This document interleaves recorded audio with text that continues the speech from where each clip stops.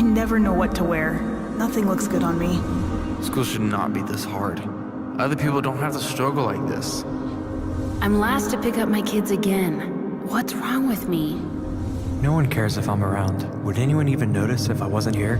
I never. I won't. I'm not. I can't. These are the words that fill our heads every day. The thoughts we don't like to admit we even have. The feelings that discourage and hold us back. But it doesn't have to be this way. The negative thoughts in our heads don't have to hold us captive any longer. God has given us all the promises we need to crash the chatterbox. We are in week number 3 of this series, Crash the Chatterbox. And can I tell you, this is my favorite message in this series. So you guys ready to experience something great from God? Yeah. All right, let's do this. This is my favorite. Well, let me cover a little bit of what we've gone over so far. Week number 1, we talked about insecurity and the role that the chatterbox plays in insecurity. You guys know that voice in your head that's like just keeps going about how I'm not fill in the blank enough. That's what we talked about. I'm not good enough. I'm not smart enough. I'm not skilled enough. I'm not whatever it is. And in that process, we begin to believe the chatterbox, and ultimately, it determines our destiny. And we don't want to live with that voice of insecurity. Instead, we want to believe God's word for us, where he says, I am. We made this declaration together. God says, I am. In week number 2, which was last weekend, we talked about fear. Fear, especially fear tied to our future. And we know that the chatterbox uses a familiar question. What if? What if? What if the worst case scenario happens? What if I lose my job? What if my relationships fall apart? What if? What if? What if? What if all of these things? And to combat that thought process, we've given you a tool. It's even if. For every what if, there's an even if. What if it all falls apart? The answer is, even if it does fall apart, God's still God. And he's still going to work through it. Romans 8:28 is still in the Bible, last time I checked. And that says he works all things for the good of those who loved him or called according to his purpose. No matter what, if there's a what if, there's an even if to match it from God, right? This week, we're going to turn the corner a little bit. We're going to talk about not your future and the fears there or the insecurity of the present, but we're going to go and we're going to look in the past. And we're going to talk about the shame that is sometimes associated with our actions in our past. And we're going to use a guy named Peter in the Bible to learn about what it's like to live with shame and then how to overcome that shame. We're going to go to Luke chapter 22. And before I read this to you, I want to give you a little bit of history. Peter was called by Jesus to be a disciple. And for 3 years, he walked around with Jesus, seeing Jesus perform miracles, teach, just lead people for 3 years. And then one day at the end of Jesus' life, he's saying, hey, I'm going to die soon. And Peter says, no, don't say that, Jesus. And Jesus is like, no, I'm going to die and you're going to run. You're going to scatter. And Peter's like, no, I'm never going to leave you.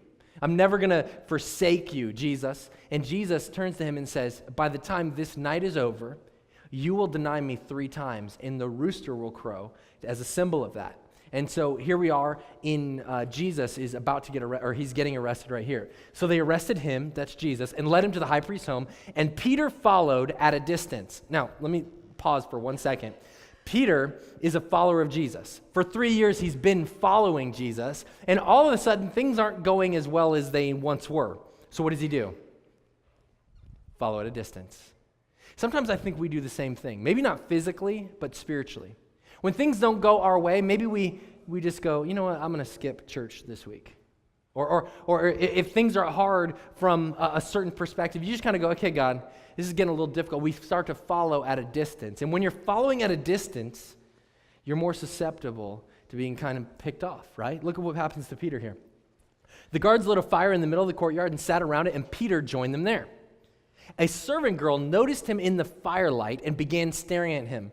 Finally, she said, this man was with Jesus, was one of Jesus' followers. But Peter denied it. Woman, he said, I don't even know him. He's adamant about this. After a while, someone else looked at him and said, you must be one of them. No, man, I'm not, Peter retorted. About an hour later, someone else insisted, this must be one of them because he's a Galilean too, just like Jesus was. But Peter said, man, I don't know what you are talking about. One one gospel writer even records that Peter was cussing when he said this last one. Like, he was swearing that he didn't. He said the non-preacher words. You know what I'm talking about? Like, he said things he probably shouldn't have in reference to that. And immediately, while he was still speaking, the rooster crowed. At that moment, the Lord turned and looked at Peter.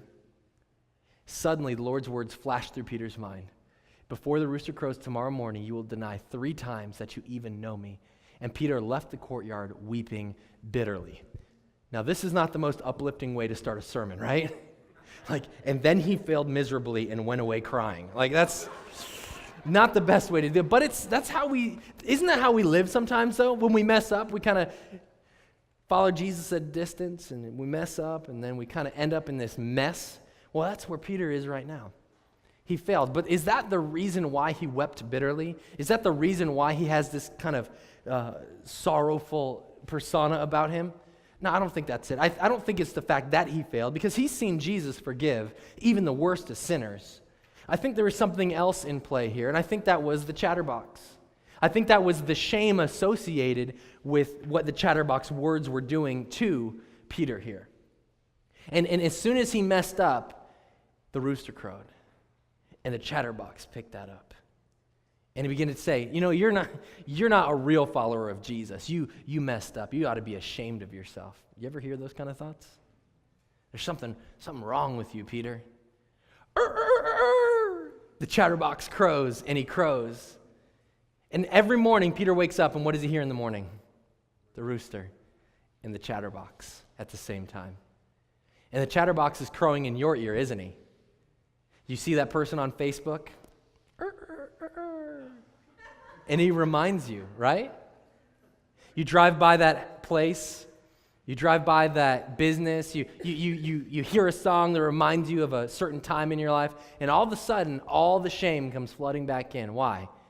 Because he keeps crowing in your ear, just like with Peter. So, why does the chatterbox do this? Well, check this out. I want you to write down a couple things with me. I want you to write about what the chatterbox is trying to accomplish in you. And here's one of the big things with shame that he wants to do in you. Check it out. The chatterbox wants you to believe that what you did is who you are. He wants you to believe that your shortcomings are the definition by which you will define your own life. The lens that way you look at your life and your potential in your future will be the lens of your past. But the truth of the matter is, what you did is not who you are. Because God can change anyone at any time. And he can forgive our past and bring us a new future in him. But too many times the chatterbox says, hey, what you did is who you are. But you are not a sum of your mistakes. You're not the compilation of all your sins. You're more than that. God has given you a tremendous amount of potential. But here's Peter, the chatterbox, crowing away. Jesus had all this potential lined up for him, but now the chatterbox is causing him to be pulled away, to follow at a distance, and to deny Christ, and then lead on that path of shame. Don't go that direction.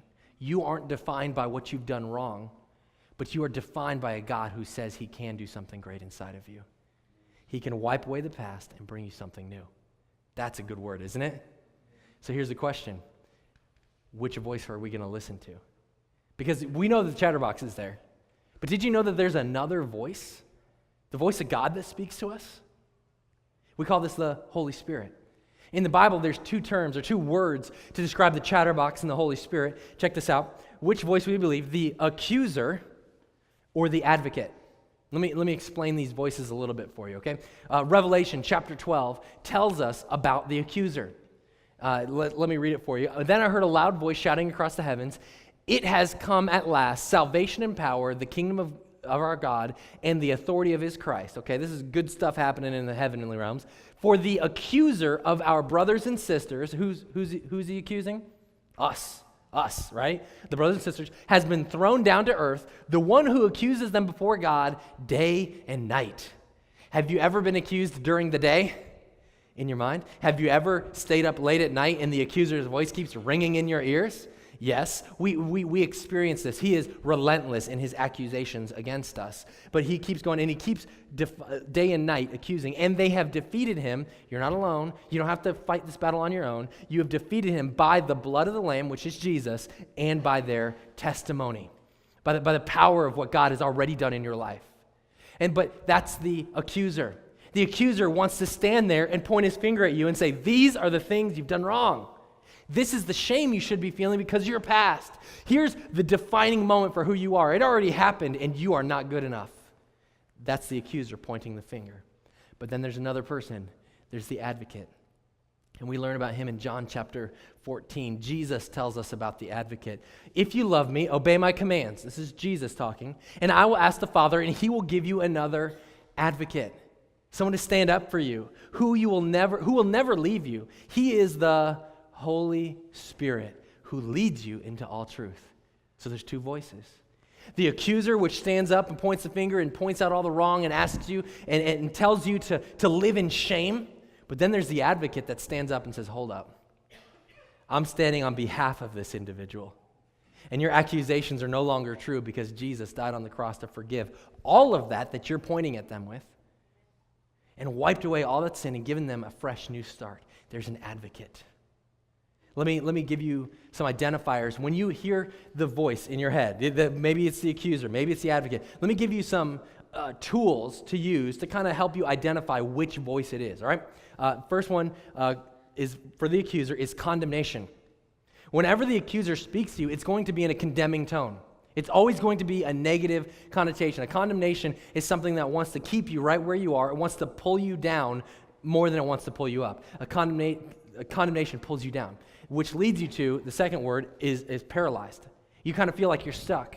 You feel like you're in a spiritual straitjacket. You feel like you can't emotionally let go because the accuser has boxed you in this corner of shame for so long, you can't get out of it.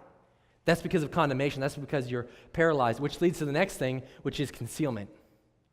If something physically you did wrong, you try to hide it, don't you? Something emotionally goes wrong, what do you try to do? You just stuff those feelings down, right? Something spiritually goes wrong, you try to hide the fact that it's going on. You try to conceal it, which is never going to set you free. In fact, it only leads to more. The fourth one here is oppression. It just leads you to, the voice of the accuser oppresses. It does not liberate, it does not bring freedom, it oppresses. And it keeps you in the cycle of shame and pain and anguish in your life when the accuser speaks. So don't live that way. So what should we do? Well, don't listen to that voice. We can identify that voice now, right? But what do we do now? We listen to the advocate. What does the voice of the advocate sound like? The advocate's voice sounds so different. And he doesn't speak with condemnation. Instead, he speaks with conviction. Conviction. And a lot of times we think of this word conviction, and we think of it as in a negative term, don't we? Oh, I feel so convicted. And we use it synonymously with shame and guilt, but it's not. When we feel conviction on us, it gives us the motivation for change, which, another way to say it gives us inspiration. It gives us inspiration. When we're locked up in the battle of shame with the accuser, the conviction can come in and say, you know what? You are better than this. I'm going to help you out. We have inspiration for change. Whereas the accuser doesn't want to help you change. He wants to keep you locked in your pain and your shame in that moment. The Holy Spirit, the advocate, comes in. He says, no. I'm going to inspire you for change. And then after he inspires you to change, he gives you an invitation for change. He says, come, follow me. I'm going to help you change. I'm going to help you renew your relationship with God. I'm going to help you get out of this situation. And ultimately, when we follow that, it leads us to freedom. The end goal of the advocate is freedom in our lives. The end goal of the accuser is oppression. You got to be careful which voice you're listening to. So what does the voice of the accuser sound like? Well, we've given you some descriptive terms, but I want to give you three more that come from Dr. Henry Cloud. He has 3 P's of shame, the 3 P's of shame. I wanted to share these with you briefly, just so you can understand the language that the accuser uses and that the chatterbox uses, so that we can kind of fully embrace, okay, the understanding that this is not what I want to be listening to. I want to listen to the voice of God. Because the premise of this series is really simple. The voice you listen to determines your destiny. And if you listen to the voice of the accuser, it's going to affect your emotions, and then your behavior, and ultimately your destiny. You're going to get stuck. But when you listen to the voice of the advocate, it changes the way your attitude is.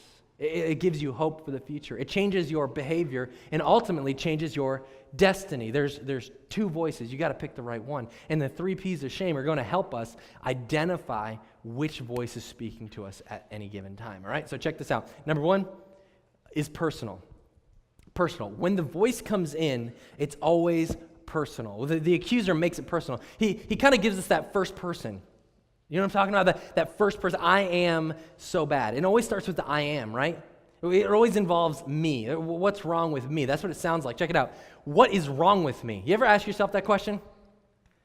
Or instead of the question, you make it a declaration. There's something wrong with me. And then what's wrong with me? Something's wrong with me because I'm not as good as I should be. It is personal. No one else is dealing with this issue, just me. It is a personal issue. We say things like, I'm a jerk. I am so needy. I am broken. I am just like my mother or just like my father, right? I am a people pleaser. I am. It is a personal declaration. The accuser speaks in that first person, and he wants you to believe that lie about it. It's all about you, and it's only something wrong with you. The second one is this. It's permanent. It's permanent. It's never going to change. When the accuser speaks to you, he says, you're a jerk, or more appropriately, I'm a jerk, and you're always going to be one. You're stuck in this situation. Check it out. This is kind of what it sounds like. I always mess things up. I always ruin relationships. I always mess up my budget. I always miss out on what God has for me. I always. Do not let the voice of the accuser box you into the corner of shame. He makes it personal, and he tries to make it permanent. But when it comes to the voice of God, he is the antithesis of this. He is not trying to keep you permanently in the box of shame, trying to hold you down, but he's doing something drastically different. Look what he says. Isaiah chapter 55, verses 1 and 2. I love this verse. Check it out. Is anyone thirsty? He says, come and drink. Even if you have no money, if life is not satisfying you, if the accuser has boxed you into this corner and you're so broken and hurt, come, drink. Even if you can't afford it, come and drink. Come, take your choice of wine or milk. It's all free. It's all free. You don't have to pay. You don't have the energy to pay for it. You don't have the ability to pay for it. It's all free. Come and drink. Why spend your money on food that does not give you strength? Why pay for food that does you no good? Listen to me, and you will eat what is good. You will enjoy the finest food.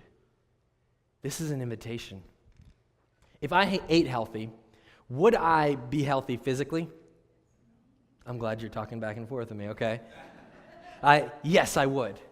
If I ate healthy, I would be physically healthy. So how do I eat healthy in my spirit and in my soul?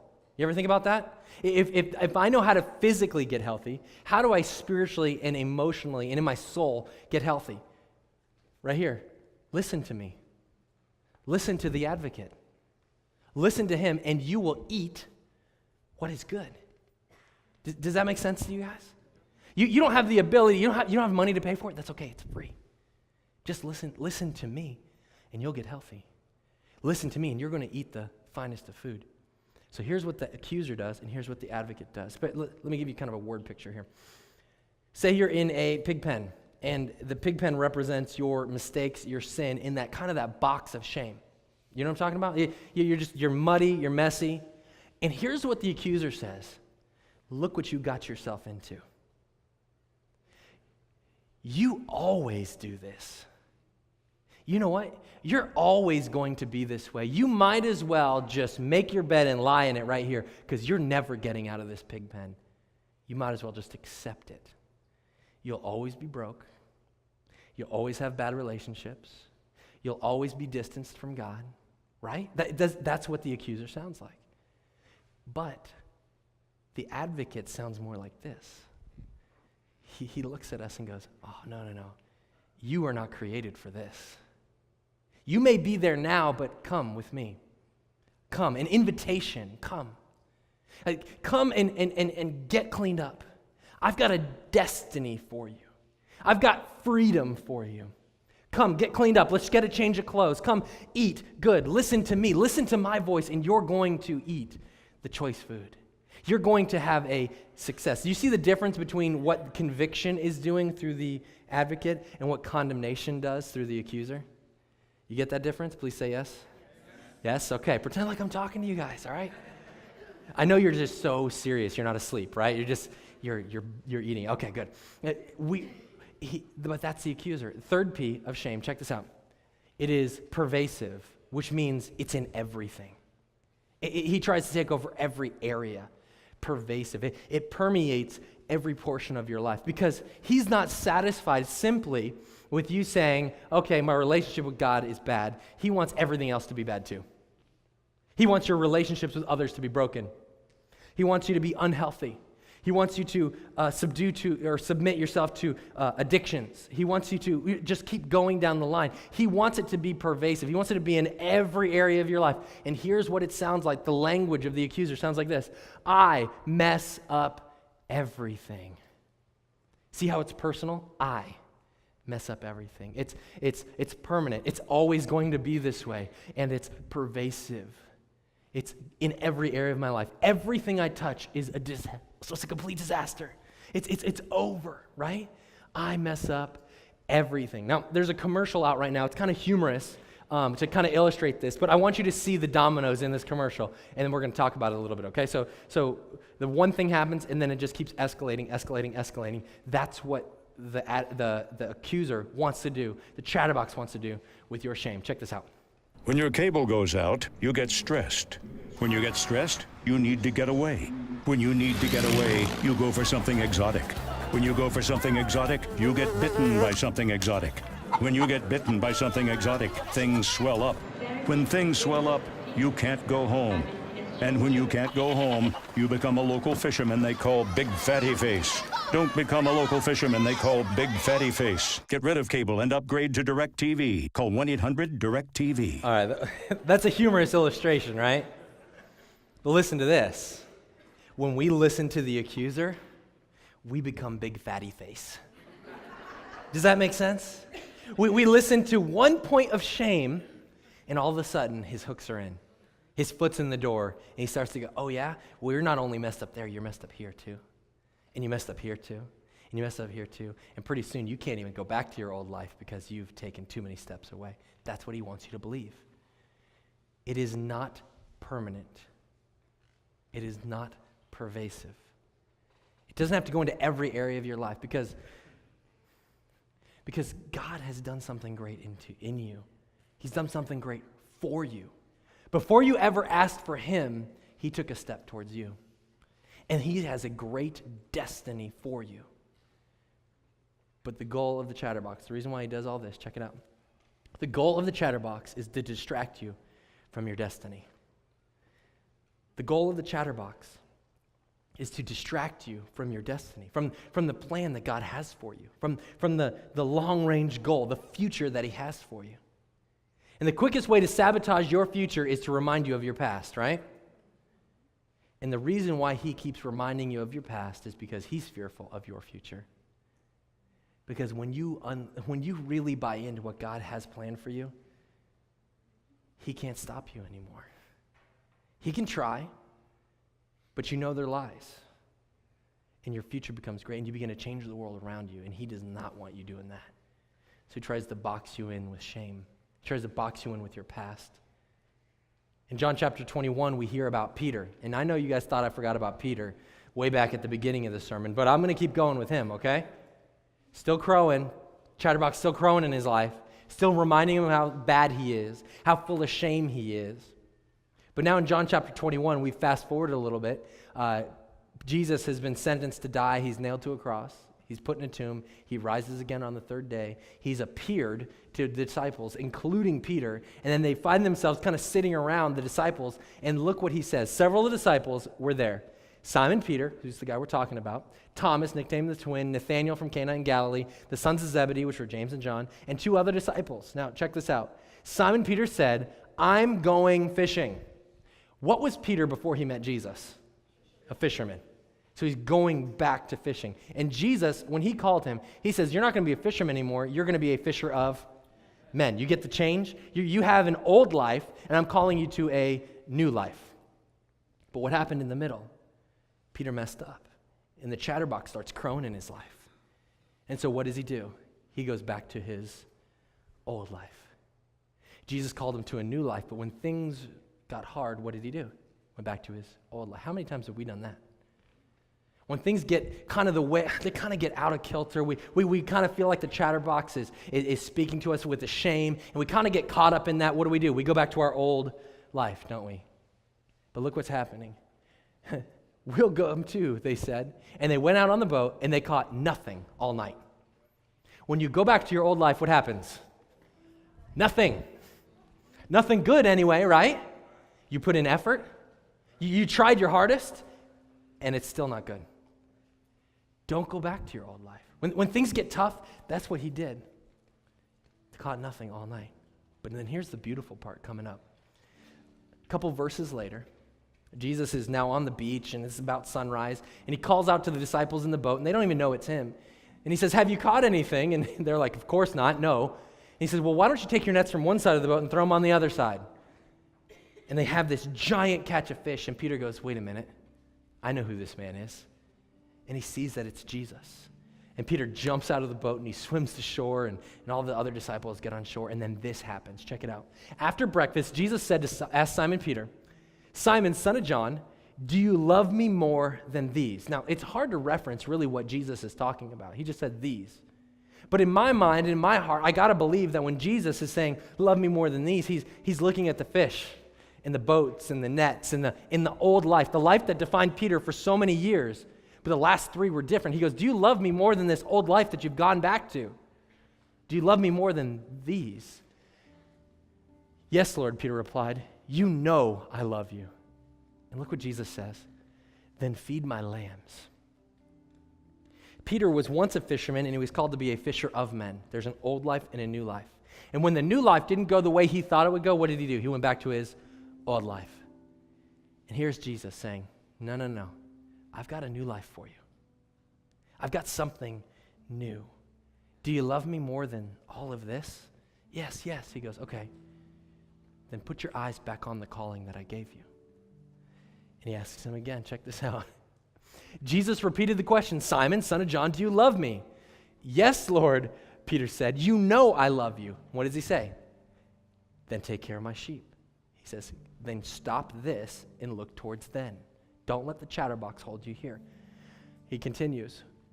A third time he asked him, how many times did Peter deny Christ? 3 times. How many times did Jesus ask him this question? 3. A common heading for this passage in your Bible is Jesus reinstates Peter. And I don't know if he's reinstating him like he was kicked out and now he's back in, but more along the lines of he let shame get in the way and he left, and Jesus is saying, no, come back. Get out of the pig pen. Get cleaned up. I've got a plan and a destiny. Forget about your past because all I see is potential in you. Come. Simon, son of John, do you love me? Peter was hurt that Jesus asked the question a third time. He said, Lord, you know everything. You know that I love you. And Jesus said, then feed my sheep. Stop living in what was. Stop going back to your old life. Some of you, I just described your dating life, right? You keep going back to the loser, but hey, they're always there. It's more comfortable, right? Oh, that hurt, didn't it, right? Sometimes we go back to our old habits with our finances. God's like, no, you need to get out of debt. You need to be free so that you can make an impact for the kingdom financially. But when things get tough, what do? I just need to buy something new to make myself feel better. When things get tough, we tend to go back to our old life. And Jesus is saying, no. Don't do that.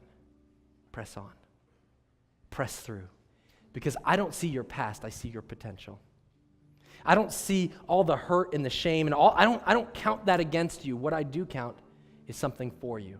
And that's your future, and that's what I've planned for you. So Peter, in this moment, do you love me? Yes, I love you. He goes, good. Lock your eyes on the future that I've given you. And I think Jesus looks at all of us here this morning, asks us the same question. Do you love me? More than these, more than the old life, more than what once was, do you love me? And when Peter says, yes, I love you, it's not like I like you a lot. It's not like I think we could spend some time together and hang out. No, he's saying, I love you. I'm giving my life to you. Everything I am surrendering to you, Jesus, in this moment. It's not just this time. It's not right now. It's my entire life. And I think Jesus asks us the same question. Do you love me? Like the surrender your life to me kind of love me. When we say yes to that, he says, great, feed my sheep. I've got a destiny for you. I've got a plan for you. And now this morning, here's what I'd like to do. I'd like to pray with you a prayer that basically says, God, I love you, and I give you my entire life, and I lay it all before you, God. I don't want anything of me. I want all of you. I want the dream, the plan, the destiny. I don't want to deal with my past. I don't want old life creeping up on me, but I want what you have for me, Jesus. That's the prayer we're going to pray. If you want to pray that prayer with me, I would love it if you did. I think it's a prayer that we should all pray. Whether we've prayed it in the past or not, I think it's something we should do today. So if you don't mind, just closing your eyes, bowing your heads, so nobody's distracted, nobody moving around. Let's pray this simple prayer together. And I'm going to say it in the first person, but you can identify with these words, right? God, I pray that you would help me to be free from the shame that the chatterbox keeps bringing up. Help me to let go of the things of the past so that I can be made new in you, Jesus. I pray that I would listen to your voice, that I would see the potential that you have given me. And even if I can't see it, God, I trust that it is there and you are working inside of me. Thank you, Jesus. In your precious and holy name we pray. And everybody says, amen.